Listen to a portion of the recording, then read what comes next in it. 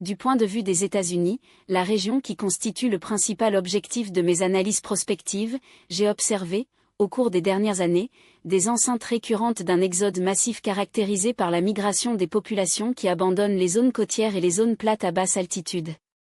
Ces territoires, autrefois habitables, sont progressivement submergés par les eaux, devenant inhospitaliers à l'occupation humaine. Je m'appelle Fernanda Marron, je travaille comme un instructeur médium professionnel, clairvoyant et spirituel, et c'est le programme Life Beyond Life. Lorsque je reçois des messages grâce à ma perception extrasensorielle, je les capture souvent non pas comme des sons externes ou des images concrètes, mais comme des enregistrements mnémiques qui émergent dans ma conscience.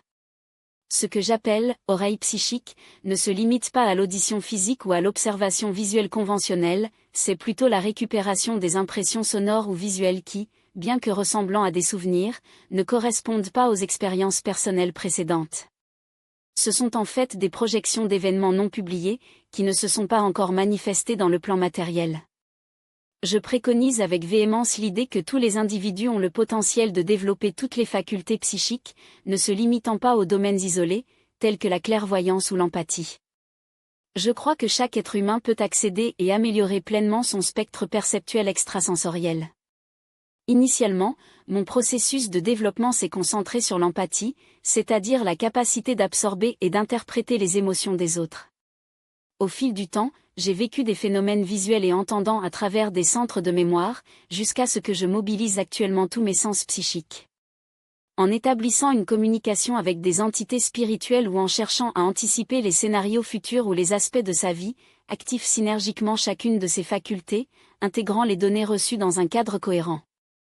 Il est important de souligner que les manifestations extrasensorielles ne se limitent pas à la perception physique, comme voir avec les yeux ou écouter les oreilles, car de telles expériences nécessitent des dépenses énergétiques considérables et des conditions exceptionnelles pour se matérialiser. Dans la plupart des cas, le processus se produit en interne, bien que de nombreuses personnes ne le reconnaissent pas ou ne les ignorent pas, l'attribuant à de simples rêveries ou au flux commun de pensées quotidiennes, telles que des préoccupations financières, des conflits affectifs ou des frustrations familiales.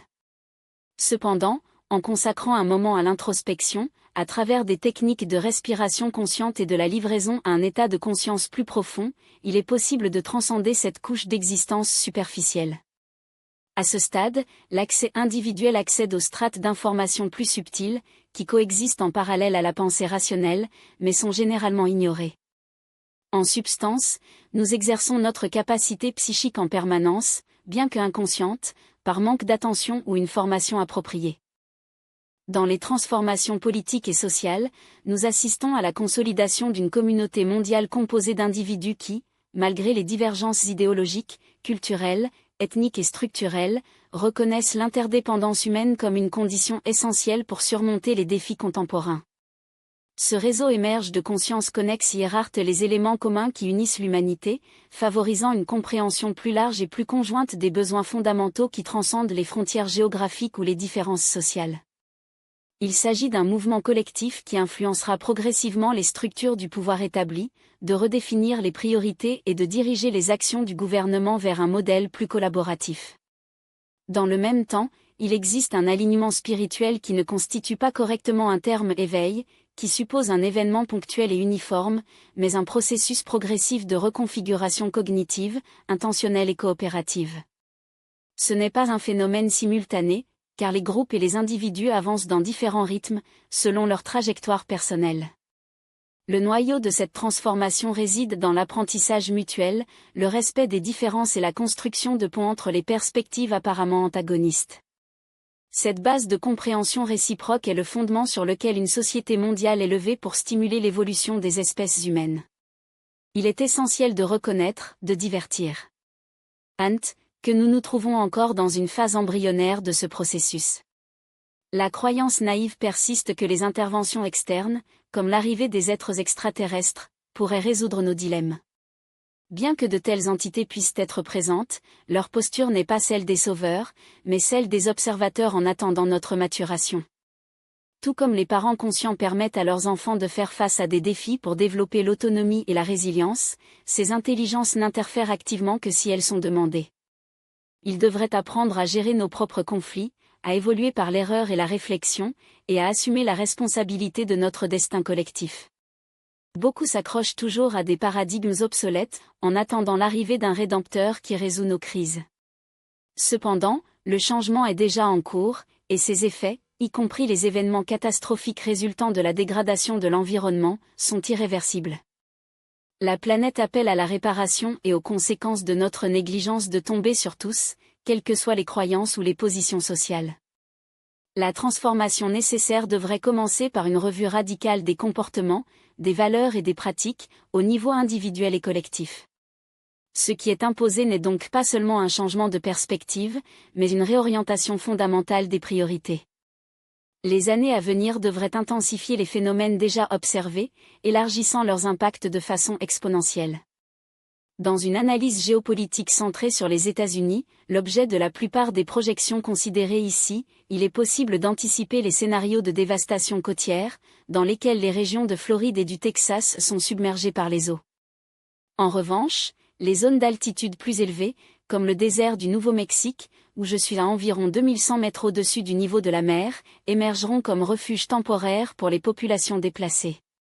Dans ces régions, ils sont visualisés le regroupement des véhicules récréatifs, des abris de fortune et des structures provisoires, en configurant un nouveau modèle de colonies humaines, le résultat d'une migration forcée en raison de l'élévation des océans et de l'injustice des zones côtières. Ce déplacement massif redéfinira non seulement la distribution démographique, mais réorganisera également la dynamique globale de la puissance et l'allocation des ressources. Contrairement à la perception commune selon laquelle les solutions devraient se concentrer exclusivement sur les interventions terrestres, la priorité maximale tombera sur les océans. La stabilité des écosystèmes marins s'avérera essentielle à la récupération de l'équilibre planétaire, car leur dégradation provoque des troubles systémiques des proportions catastrophiques. La communauté scientifique, en particulier, tourne son attention vers les stratégies de restauration des océans, reconnaissant que la santé des mers est le fondement de la résilience environnementale. Dans le même temps, nous verrons la prolifération des infrastructures adaptatives, conçues pour résister aux conditions extrêmes. Depuis les années 2000, dans l'adolescence, les projets architecturaux ont déjà décrit, des structures en forme de sommet ont déjà été délimitées, faites de matériaux analogues concrètes, capables de soutenir des pressions élevées, des rayonnements intensifiés et des événements climatiques violents tels que les ouragans et les tornades. De telles constructions, à l'abri des inondations, deviendront standards dans les régions sensibles aux catastrophes, en particulier compte tenu du coût prohibitif de la reconstruction traditionnelle après des catastrophes récurrentes. De plus, les complexes agricoles souterrains émergeront, avec jusqu'à 30 niveaux de profondeur, équipés d'un éclairage artificiel et d'une autorésistance aux aliments ininterrompus des aliments nutritifs. Ces installations, isolées du temps climatique, représenteront une révolution de la production alimentaire, aux côtés des fermes marines sous-marines, où des espèces végétales résistantes seront cultivées dans des environnements protégés de tempêtes de surface. Les vêtements subiront également des transformations radicales en réponse à une augmentation du rayonnement solaire. Dans les régions à haute altitude, comme le désert où elles résident, la couche atmosphérique raréfiée améliore déjà les effets nocifs de l'exposition aux rayons ultraviolets, accélérant les brûlures et les dommages causés par la santé. Ce phénomène s'étendra à l'échelle mondiale, nécessitant le développement de tissus et d'équipements de protection avancés, capables d'atténuer les impacts du rayonnement sur la peau et les organes internes. Les mutations du climat accompagnera ces changements physiques. Les conflits d'hégémonie céderont la place à un modèle de gouvernance plus collaboratif, dans lequel la stabilité prévaudra sur la spéculation. Les pays qui ont historiquement succombé aux pressions d'acteurs dominants, comme les États-Unis, rechercheront des systèmes indépendants, moins vulnérables aux manipulations unilatérales. La logique d'allocation des ressources ne sera plus dictée par l'offre financière la plus élevée, la priorisation, plutôt la durabilité et la cohérence collective. Les investissements dans des actifs volatiles, soumis à des effondrements brusques, perdront l'attractivité contre les alternatives stables, bien qu'une croissance plus lente, mais capable d'assurer une sécurité à long terme. Dans ce contexte, les nations qui ont surmonté leur phase d'immaturité institutionnelle, apprendre de leurs propres erreurs et résister à la reproduction de modèles imparfaits, mènera la transition vers une économie mondiale plus équilibrée. Les États-Unis, en insistant sur les normes obsolètes de pouvoir, de risque et d'individualisme, peuvent être en marge de ce nouvel arrangement. L'intelligence artificielle, à son tour, jouera un double rôle, comme un outil pour améliorer la communication avec les dimensions non matérielles, comme la spiritualité. Elle peut également agir comme un obstacle si son développement n'est pas guidé par des principes éthiques et collectifs. La technologie, en substance, n'est ni bénin ni maligne, sa valeur réside dans l'intentionnalité de son utilisation. Comme un marteau, un instrument qui, lorsqu'il est utilisé dans la construction de logements ou dans la création de structures, matérialise les progrès, mais qui, en main dépourvue d'éthique, peut infliger de la douleur et de la destruction. L'intelligence artificielle, de même, est un outil dont le potentiel maximal d'humanité ne sera atteint que lorsque nous transcenderons la limitation d'une vision strictement matérialiste. À cette fin, il est impératif d'étudier, de systématiser et de valider les phénomènes qui, bien que marginalisés par la science conventionnelle, ont des preuves empiriques et des témoins importants. En fournissant de telles données à l'IA, nous élargissons non seulement sa capacité analytique, mais nous lui permettons également d'identifier les modèles et les connexions qui dépendent actuellement d'une approche intuitive et manuelle des êtres humains. Dans ce contexte, nous mettons en évidence le travail développé par des chercheurs et des professionnels de la santé qui étudient des phénomènes tels que la télépathie et la perception extrasensorielle chez les individus neurodivergents, en particulier les enfants dans le spectre autistique. Des récits récurrents de parents, en particulier des mères, indiquent que ces personnes présentent des compétences en communication non verbale qui transcendent les limites de l'interaction conventionnelle, accédant aux informations par le biais de canaux qui remettent en question les paradigmes scientifiques actuels. Ces observations, lorsqu'elles sont documentées avec une rigueur méthodologique, ont généré des publications dans des revues spécialisées, nécessitant un examen critique des modèles explicatifs dominants. En intégrant ces études dans les bases de données qui alimentent les systèmes d'IA, la possibilité que des algorithmes avancés soient créés pour identifier les corrélations jusqu'à présent, accélérant la compréhension des dimensions de la conscience encore peu explorées. Quant au rôle des cultes et des systèmes de croyance dans les événements contemporains, il existe une tendance persistante à l'idéalisation des figures de sauvegarde, le reflet d'une recherche de solutions externes qui exemptent l'individu de leur responsabilité active dans la transformation sociale. Cette dépendance, souvent manifestée par des consultations par une orientation spirituelle ou psychologique, révèle un schéma culturel de délégation d'autonomie, comme si le dépassement des défis collectifs pouvait être attribué à un seul leader ou une seule doctrine. Historiquement, une telle centralisation du pouvoir, que ce soit dans les monarques, les prophètes ou les dirigeants charismatiques, n'a été pas durable, car la concentration de l'autorité dans un seul pôle succombe inévitablement à des distorsions inhérentes à la nature humaine, corruption, ambition excessive et abus d'influence. Bien qu'il existe des exceptions, les individus qui, émus par un véritable engagement envers le bien commun, peuvent résister à ces tentations, ils constituent une minorité au milieu d'un système qui, en substance, accorde l'accumulation de pouvoir.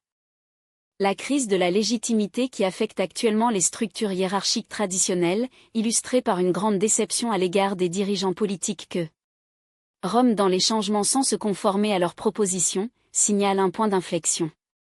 Le cas paradigmatique de la polarisation autour des chiffres comme Donald Trump aux États-Unis illustre comment la population, en déposant les attentes messianiques dans un seul acteur, confronte la réalité qu'aucun individu n'a la capacité de diriger l'humanité à une époque d'équilibre.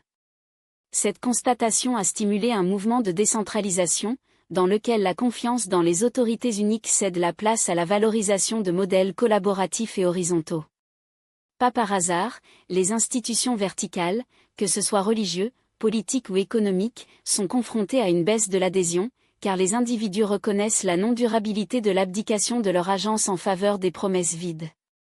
Cependant, les groupes qui, à la recherche de la sécurité ontologique, sont toujours fermés à des récits d'exclusivité ou de supériorité, soit par le biais de sectes, de dogmes fondamentalistes ou de communautés qui sont choisis.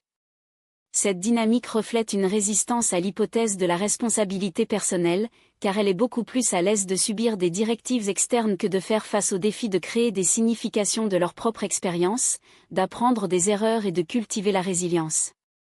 Si, en fait, le but ultime de l'existence humaine réside dans la reconnexion avec une source primordiale d'amour et de compassion, il est impératif de surmonter les structures de l'autorité oppressive et de diriger les efforts pour construire un objectif collectif, de prioriser les valeurs qui transcendent l'individualisme.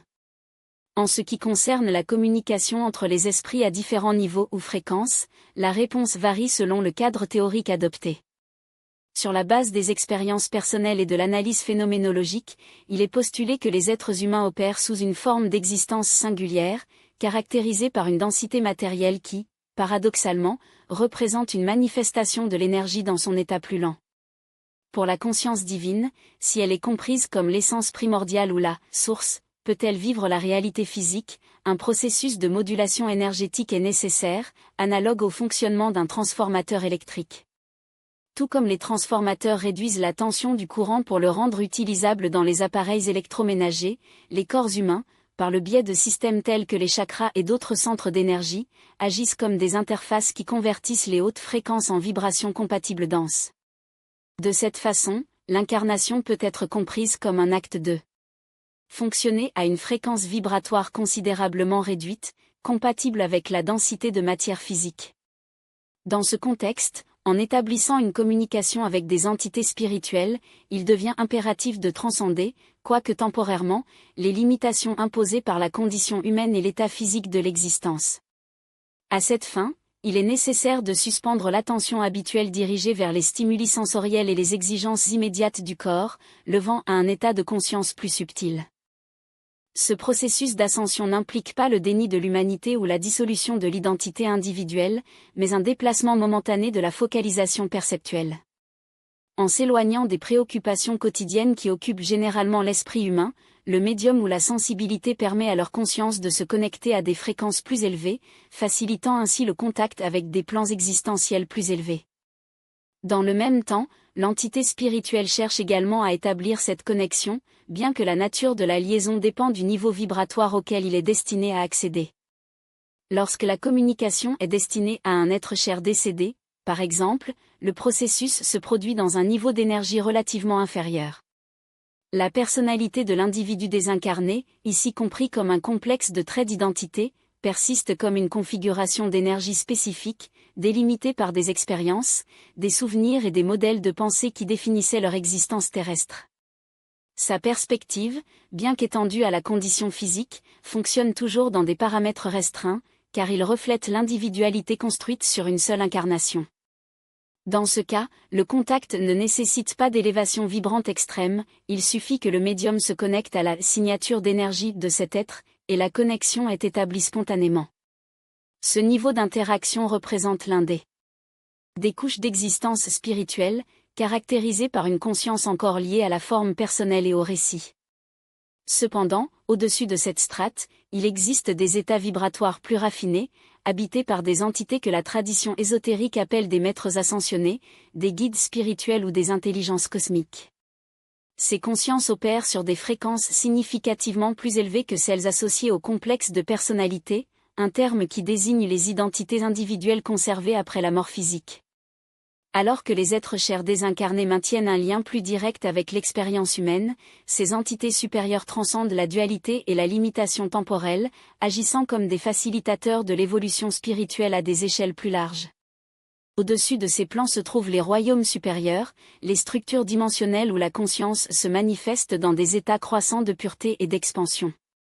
Bien que la plupart des interactions médiums décédées se produisent aux deux premiers niveaux, dans lesquels la personnalité de l'individu est toujours accessible, la compréhension de l'âme nécessite une perspective plus large.